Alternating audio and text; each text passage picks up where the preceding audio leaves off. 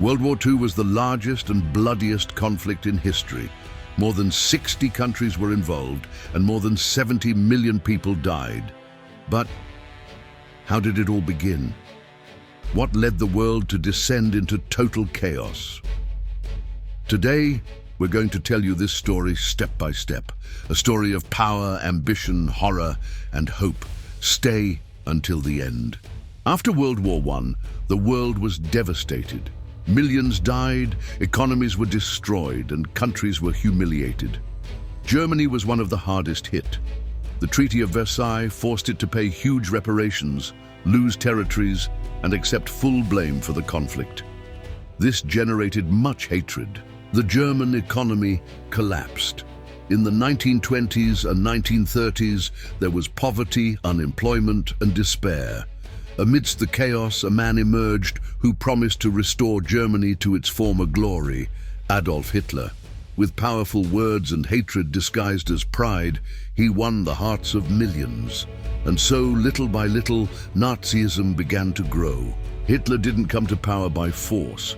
He was democratically elected chancellor in 1933.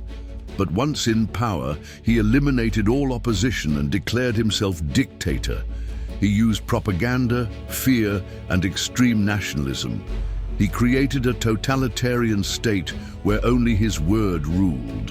One of the pillars of Nazism was anti-Semitism. Hitler blamed Jews for all of Germany's ills. Persecution, racist laws, and violence soon began. But this was only the beginning. Hitler had a much bigger plan: to conquer Europe. Meanwhile, tensions were mounting in other countries as well. Italy was under the control of Benito Mussolini, a fascist dictator. In Japan, the military controlled the government and wanted to expand into Asia. 3 countries, 3 authoritarian regimes, and they would soon form a dangerous alliance. In 1936, Germany and Italy signed the Rome-Berlin Axis Treaty. Shortly after, Japan joined. Thus, the Axis was born. Its objective was clear: to expand throughout the world, destroy communism, and challenge Western democracies. The storm was beginning to gather. In 1938, Hitler annexed Austria without firing a single shot. It was the Anschluss. Then he set his sights on Czechoslovakia. European powers like the United Kingdom and France didn't want another war, so they let him do it. It was a policy called appeasement, a fatal mistake. Hitler promised he didn't want any more territories, but he was lying. Secretly, Germany signed a pact with the Soviet Union, the Molotov-Ribbentrop Pact. They agreed not to attack each other and to divide Poland. The world was on the brink of an even bigger war.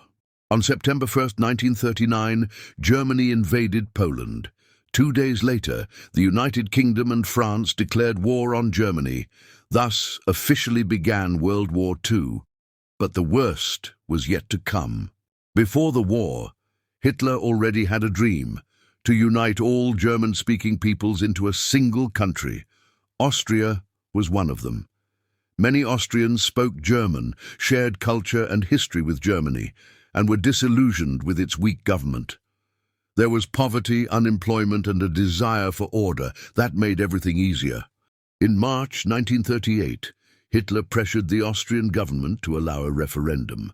But fearing loss, Germany sent troops and occupied the country before the people could vote. Many Austrians greeted the soldiers with flowers and flags. The Anschluss was a success for Hitler, without a shot being fired. Austria was now part of the Reich. After Austria, Hitler looked to Czechoslovakia, especially the Sudetenland. There lived a large minority of ethnic Germans who, Hitler believed, were being mistreated. Many Germans in the Sudetenland felt ignored by the Czech government and wanted to join the Reich, hoping for better opportunities. Hitler used this sentiment to create tension. He claimed that Germans were oppressed in Czechoslovakia. Protests, violence, and international pressure followed. The United Kingdom and France, seeking to avoid another war, convinced the Czech government to cede the Sudetenland to Germany in 1938 during the Munich Conference. The British and French leaders, Neville Chamberlain and Edouard Daladier, believed this would prevent a war. They thought Hitler would stop. Chamberlain even said, "I bring peace for our time." But it wasn't peace. It was just the silence before the storm. Hitler wasn't going to stop. In March 1939, Hitler broke his promise. He didn't just want the Sudetenland, he wanted all of Czechoslovakia. He took advantage of the country's internal divisions and the conflicts between Czechs and Slovaks. Germany invaded without much resistance.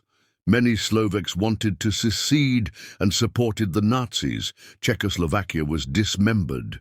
This time, Hitler couldn't justify the invasion with the German people. Czechoslovakia wasn't a German country. Therefore, the Western powers began to understand that Hitler didn't just want to unite Germans, but to conquer Europe. Trust was shattered. War seemed inevitable. As Hitler advanced, he did something unexpected. He signed a pact with his enemy, Stalin, leader of the Soviet Union. The Molotov-Ribbentrop Pact shocked the world. Germany and the USSR promised not to attack each other, but secretly agreed to divide Eastern Europe, including Poland. Why did Stalin agree? Because the USSR wasn't prepared for a war against Germany. Stalin needed time to build up his army, and Hitler wanted to avoid a two-front war like World War I. Both gained time, and Poland would be the first casualty. On September 1st, 1939, Germany invaded Poland from the west. They used blitzkrieg, or lightning warfare, tanks, planes and troops moving quickly. On September 17th, the Soviet Union invaded Poland from the east. Poland was crushed within weeks. And then, Europe exploded. On September 3rd, 1939, the United Kingdom and France declared war on Germany. They kept their promise to protect Poland. But in reality, they didn't do much at first. For months, there was almost no fighting in the West. This period was called the Phony War, or Sitzkrieg. Why didn't they attack immediately? Because they still remembered the horrors of World War I. The British and French leaders weren't ready for another all-out war. Meanwhile, Hitler used that time to prepare his next offensive to the west. But first, Germany secured its resources. In April 1940, it invaded Denmark and Norway. It needed access to Swedish iron ore, which passed through Norway. It also wanted to protect its fleet and control the North Sea. Both countries fell quickly. Then on May 10, 1940, Hitler launched a massive offensive against Belgium, the Netherlands and Luxembourg. All were neutral, but Germany attacked them in order to reach France. It was another blitzkrieg. The Allies couldn't stop them. Everything was happening so fast. The German army bypassed the French defences at the Maginot Line and entered the Ardennes forests, where no one expected an attack. It was a masterstroke. The Allied soldiers were surrounded. It was a major strategic coup for the Nazis. Thousands of British and French soldiers were trapped on the beach at Dunkirk. But thanks to a miraculous operation called Operation Dynamo, more than 300,000 soldiers managed to escape in boats and small craft. It was a defeat, but also a symbol of hope. In June 1940, France could no longer resist. The French government signed an armistice with Germany. Hitler had it signed in the same carriage where Germany had accepted surrender in World War I. It was his way of getting revenge. France was divided in two. The northern half was occupied by the Nazis. In the south, the Vichy government, a French regime collaborating with Hitler, was formed. Many French accepted this occupation. Others joined the resistance. The pride of France had been crushed. With France defeated, only one enemy remained in Western Europe, the United Kingdom. Hitler thought it would accept peace. But Winston Churchill, the new British Prime Minister, said he would never surrender.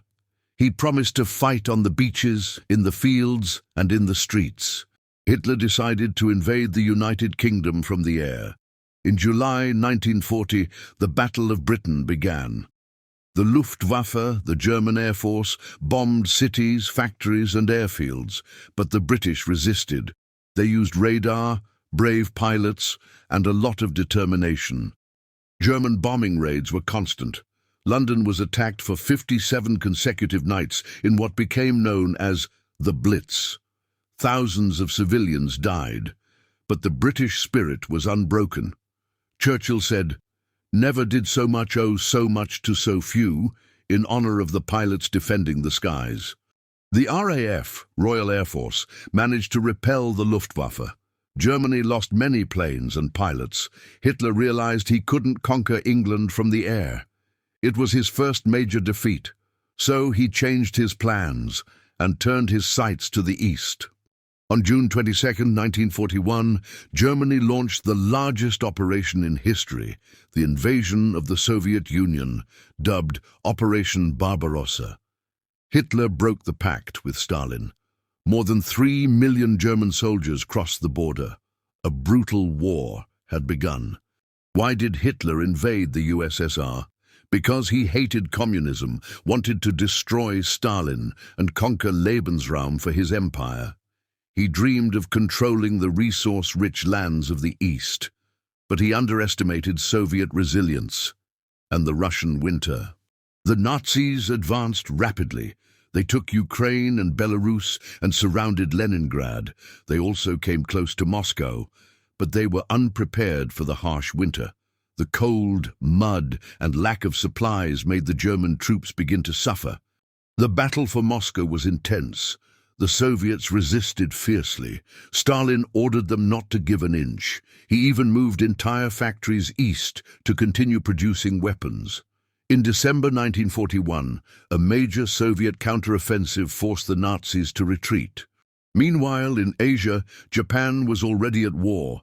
Since 1937, it had invaded China and committed massacres like the one in Nanjing. It sought to expand across the Pacific. But there was one obstacle: the United States. So it made a risky decision to attack first. On December 7, 1941, Japan attacked the U.S. naval base at Pearl Harbor, Hawaii. It was a surprise attack. More than 2,400 people died. Ships and planes were destroyed. It was a severe blow to the United States, but it didn't defeat them. It woke them up. The next day, the United States declared war on Japan. Shortly after, Japan's allies, Germany and Italy, declared war on the United States. Now, the war was truly global. Europe, Africa, Asia, and America were all involved. The entry of the United States changed everything. Its economy, its technology, and its military began to tip the balance. President Franklin D. Roosevelt declared, "This will be a war for liberty." And so, the path to victory began, although there was still a long way to go. After the United States entered the war, the Allies began to coordinate better. Winston Churchill, Franklin Roosevelt, and later Stalin formed the Grand Alliance against the Axis. Their goal: to defeat Germany, Italy, and Japan. In North Africa, the Axis forces, led by German General Erwin Rommel, were advancing rapidly. He was nicknamed the Desert Fox. But the British, under Bernard Montgomery, were preparing to resist. Africa was key for control of the Suez Canal. In 1942, the Second Battle of El Alamein was fought. The British achieved a major victory and began pushing the Germans and Italians westward. It was a turning point. From then on, the Axis began to lose ground in Africa.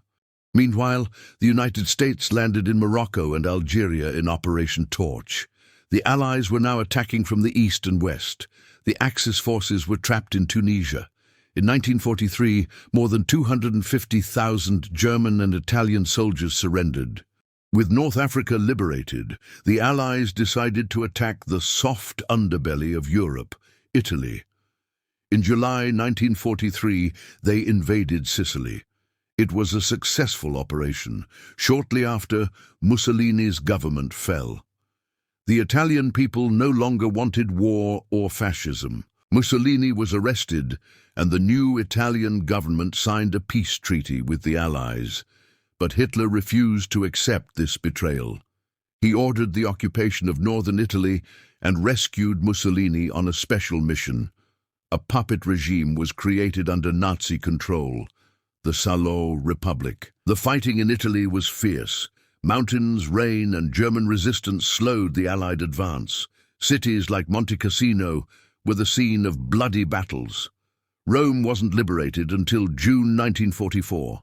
The road north was long and painful. On the Eastern Front, the Soviets resisted fiercely.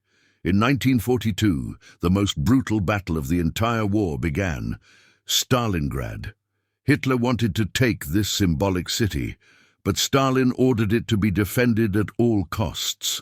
The streets became battlefields. For months, the soldiers fought house by house, meter by meter. Winter arrived, and the Soviets surrounded the Germans. General Paulus asked for permission to retreat, but Hitler told him to hold. In February 1943, the German army surrendered. It was a disaster for the Third Reich. The Soviet victory at Stalingrad changed the course of the war. For the first time, a large Nazi army was completely destroyed. From then on, the Soviets began advancing westward. The myth of German invincibility was shattered. The German surrender at Stalingrad wasn't just due to the cold or Soviet strength. It was a combination of Hitler's mistakes and impossible conditions. Hitler insisted on not allowing a retreat, even though his troops were starved, out of ammunition, and surrounded. Furthermore, the Russian winter froze weapons and soldiers. Many died of hunger and disease. Paulus, the German general, knew that continuing to fight was suicidal. Therefore, he surrendered in February 1943. There was no way out. After the defeat at Stalingrad, Hitler refused to accept reality. He believed he could still win if he achieved victory on the Eastern Front.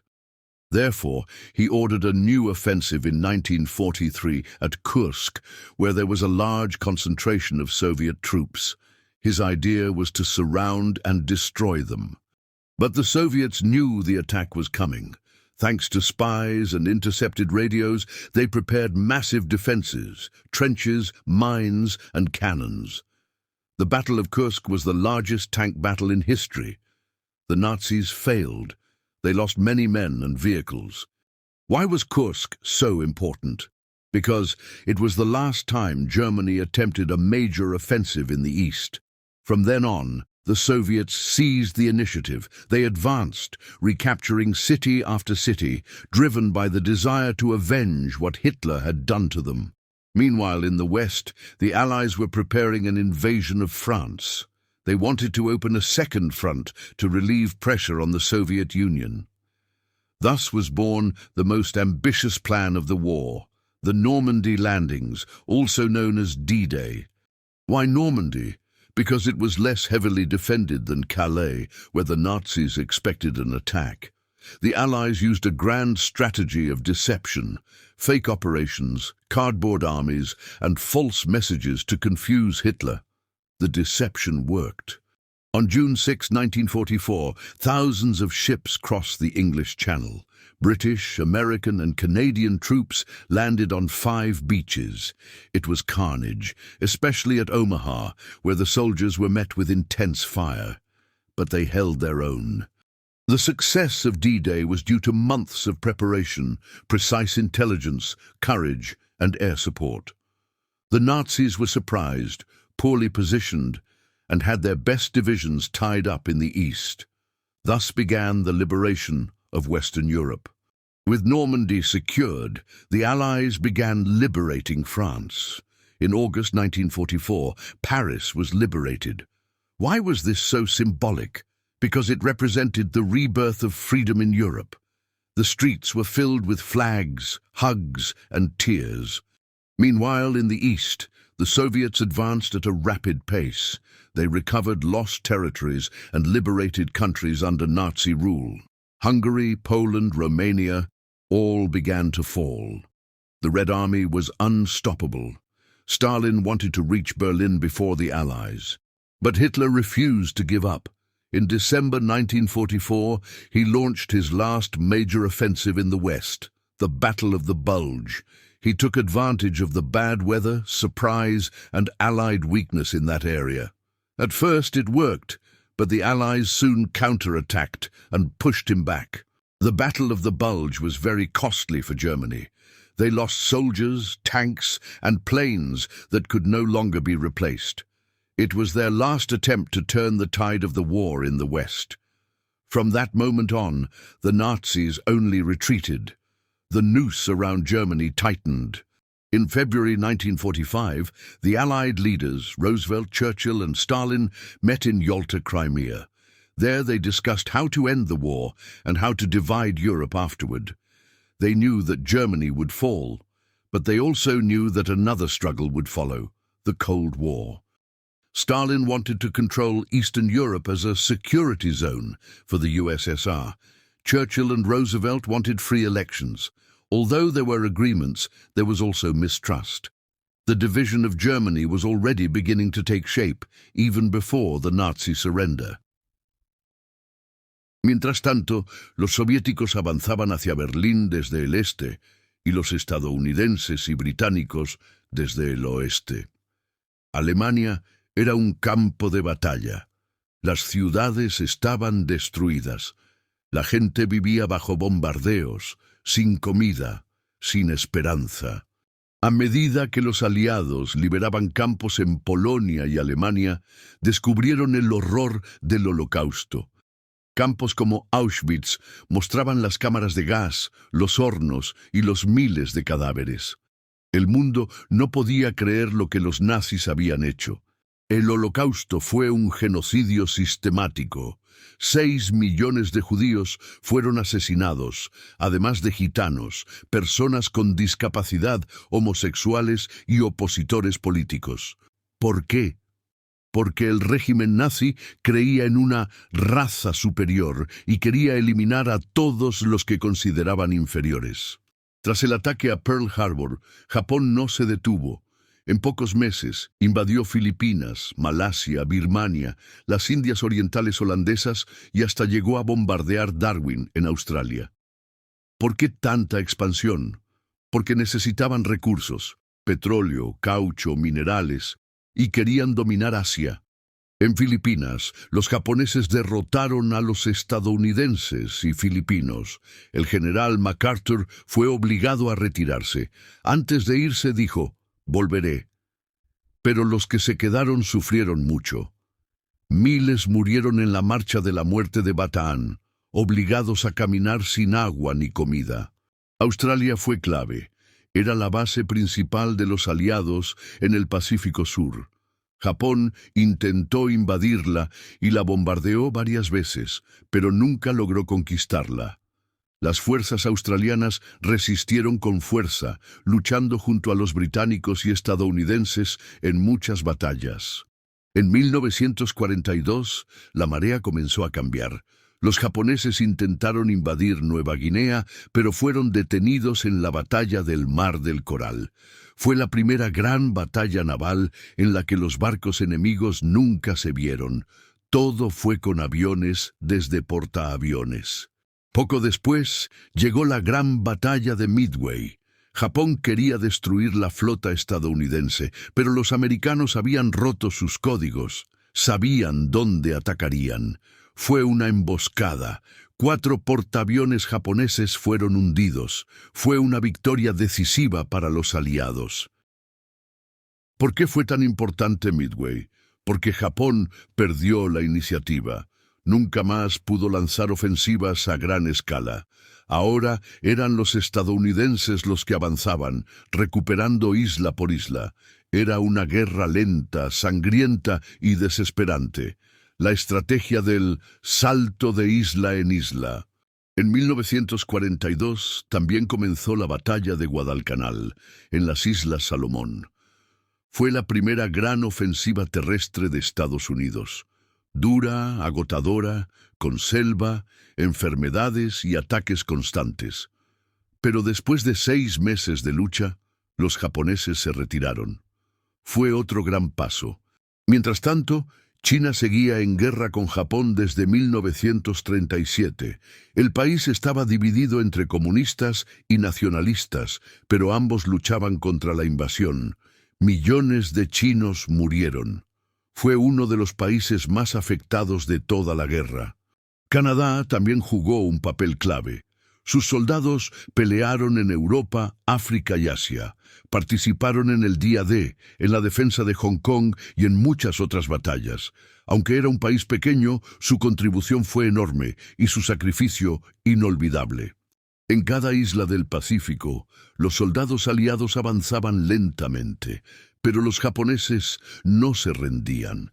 Peleaban hasta la muerte, con fanatismo, creyendo que rendirse era deshonra. Esa mentalidad haría que las próximas batallas fueran las más duras de toda la guerra. En 1944, los aliados habían recuperado muchas islas. Ahora se acercaban a Japón, pero cada paso costaba miles de vidas.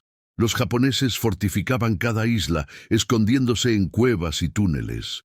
El siguiente objetivo era Iwo Jima, una pequeña isla, pero vital para atacar Japón por aire. La batalla de Iwo Jima comenzó en febrero de 1945. Fue una de las más sangrientas del Pacífico. Los marines estadounidenses enfrentaron resistencia feroz. Los japoneses preferían morir antes que rendirse. Tras más de un mes de combate, la isla fue tomada. La imagen de los soldados, alzando la bandera, se volvió símbolo de la guerra. ¿Por qué era tan importante Iwo Jima? Porque desde allí los bombarderos estadounidenses podían llegar a Tokio. Además, servía como base para rescatar aviones dañados. Era una posición estratégica clave para el siguiente paso: Okinawa. La batalla de Okinawa comenzó en abril de 1945. Fue la batalla más sangrienta del frente del Pacífico. Más de 180.000 muertos entre soldados y civiles. Los japoneses usaron ataques kamikazes, pilotos que se lanzaban en aviones cargados de explosivos contra barcos enemigos. ¿Por qué Okinawa? Porque era la última gran isla antes de Japón. Tomarla significaba abrir el camino directo a una invasión. Pero el precio fue altísimo. La resistencia fue brutal. Muchos civiles murieron. Algunos fueron obligados a suicidarse por miedo a los estadounidenses. También en abril de 1945, los soviéticos rodearon Berlín. Era la batalla final. Hitler se escondía en su búnker. A pesar del caos, seguía dando órdenes, soñando con una victoria imposible. Pero sus generales sabían que todo estaba perdido. Berlín caería en cuestión de días. El 30 de abril de 1945, Hitler se suicidó junto a su esposa Eva Braun. No quería ser capturado ni juzgado. Su muerte fue ocultada por un tiempo, pero pronto se confirmó. Con su caída, el Tercer Reich se derrumbaba. Sin líder, la resistencia nazi se desmoronó. El 7 de mayo de 1945, Alemania firmó su rendición incondicional. El 8 de mayo se celebró en Europa como el Día de la Victoria. Las calles se llenaron de alegría, las bombas callaron, la guerra en Europa había terminado, pero el mundo no estaba en paz todavía. Aunque Alemania se había rendido, Japón seguía luchando en Asia, porque su gobierno se negaba a aceptar una rendición incondicional. Preferían morir antes que rendirse. Cada isla tomada por los aliados costaba miles de vidas. Se preparaba una invasión a Japón, pero había otra opción. Después de Okinawa, los líderes estadounidenses temían que invadir Japón costara millones de vidas.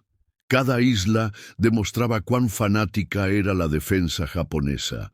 Por eso, comenzaron a considerar otra opción: usar una nueva arma secreta, desarrollada en el Proyecto Manhattan. El Proyecto Manhattan era el programa secreto para construir una bomba atómica. Había sido iniciado años antes con científicos exiliados de Europa y apoyo masivo del gobierno de Estados Unidos. En julio de 1945 probaron con éxito la primera bomba en el desierto de Nuevo México. En ese mismo mes se celebró la Conferencia de Potsdam, donde Truman, nuevo presidente de Estados Unidos, Churchill y Stalin exigieron a Japón una rendición incondicional. Japón se negó. Seguían confiando en que podrían negociar mejores condiciones, pero Estados Unidos no iba a esperar más. El 6 de agosto de 1945, Estados Unidos lanzó la primera bomba atómica sobre Hiroshima. La ciudad fue destruida en segundos. Más de 100.000 personas murieron al instante o en los días siguientes. Aún así, el gobierno japonés no se rindió de inmediato. El 9 de agosto, otra bomba fue lanzada sobre Nagasaki. Ese mismo día, la Unión Soviética invadió Manchuria, atacando al ejército japonés. Con la doble presión de las bombas y la entrada soviética en la guerra contra Japón, el emperador Hirohito finalmente tomó una decisión difícil. El 15 de agosto de 1945, el emperador Hirohito habló por radio y anunció la rendición de Japón. Fue la primera vez que los japoneses escucharon su voz. Dijo que debía aceptar lo inaceptable para salvar a su pueblo. La guerra había terminado, pero a un precio devastador. El 2 de septiembre de 1945, a bordo del buque USS Missouri, Japón firmó su rendición oficial frente a los representantes de los aliados. Así terminó la Segunda Guerra Mundial. Una guerra que había comenzado con balas y terminó con fuego atómico. El mundo quedó destruido. Más de 70 millones de personas murieron. Ciudades enteras estaban en ruinas, familias rotas, campos arrasados. Europa y Asia necesitaban reconstrucción, y no solo física, sino también moral. El mundo no podía volver a ser el mismo. Los líderes nazis fueron capturados. En los juicios de Nuremberg se juzgaron sus crímenes de guerra y crímenes contra la humanidad. Muchos fueron condenados a muerte. Por primera vez, el mundo decía: nadie está por encima de la ley. En Japón también hubo juicios. El general Tojo y otros líderes fueron juzgados y ejecutados. Pero el emperador Hirohito fue perdonado para evitar una revuelta. Japón fue ocupado por Estados Unidos y comenzó una transformación total, nueva constitución, democracia y paz. La guerra también cambió el mapa del poder. Estados Unidos y la Unión Soviética salieron como superpotencias. Sus ideologías opuestas, capitalismo y comunismo, pronto los llevarían a una nueva tensión mundial, la Guerra Fría. Europa quedó dividida. Alemania fue ocupada por los aliados y dividida en 4 zonas: soviética, estadounidense, británica y francesa. Berlín también fue dividida. Esta división sería el inicio de un muro que partiría al mundo por décadas. En 1945 se creó la Organización de las Naciones Unidas, ONU, con la esperanza de evitar otra guerra mundial. Fue el reemplazo de la fallida Liga de las Naciones. Su objetivo: mantener la paz, defender los derechos humanos y unir a los países del mundo. También nacieron otras ideas nuevas: los derechos del niño, el concepto de genocidio, el principio de no agresión. Las heridas eran profundas, pero el mundo entendió que no podía repetir los mismos errores. La memoria de la guerra debía servir como advertencia. La guerra dejó héroes olvidados, mujeres que trabajaron en fábricas, soldados africanos, asiáticos y latinoamericanos que lucharon sin reconocimiento, civiles que resistieron en silencio. Esta fue una guerra de pueblos, no solo de gobiernos. El Holocausto dejó al pueblo judío devastado. 6 millones fueron asesinados por el régimen nazi. Muchos sobrevivientes quedaron sin familia, sin hogar y sin nación. Tras la guerra, miles emigraron a Palestina buscando refugio y un lugar seguro. El horror vivido reforzó la idea de crear un Estado propio. En 1948, con apoyo internacional, nació Israel. Para los judíos era un nuevo comienzo. Para otros, el inicio de otro conflicto. La resistencia fue otro capítulo heroico. En Francia, Polonia, Yugoslavia, civiles saboteaban trenes, escondían judíos, pasaban información. No todos tenían armas, pero muchos tenían coraje. Ellos también ayudaron a cambiar el curso de la guerra. El arte, la música y la literatura también fueron marcados. Canciones que daban esperanza, películas que contaban verdades, libros que denunciaban el horror. La guerra transformó la cultura del siglo XX y dejó cicatrices en la memoria colectiva. En América Latina, aunque no participaron directamente en batallas, países como México, Brasil y Cuba apoyaron a los aliados. Brasil incluso envió tropas a Italia. Muchos ayudaron con materias primas, alimentos y apoyo diplomático. En África y Asia, miles fueron reclutados por imperios coloniales para luchar en una guerra que no era suya. Muchos esperaban que, tras la guerra, obtendrían independencia. Así comenzó el fin de las colonias y el nacimiento de nuevos países. Después de la guerra, comenzó una época de reconstrucción. En Europa, el Plan Marshall ayudó a levantar economías. Japón se convirtió en una potencia pacífica, pero también comenzó la carrera nuclear, la división del mundo en bloques. ¿Y el miedo a otra guerra? La Segunda Guerra Mundial enseñó que el odio y el fanatismo pueden destruirlo todo, pero también mostró la fuerza de la unidad, del coraje y del sacrificio. Fue una tragedia, pero también una lección. Hoy recordamos a los millones de víctimas, a los que lucharon, a los que sobrevivieron, a los que nunca regresaron.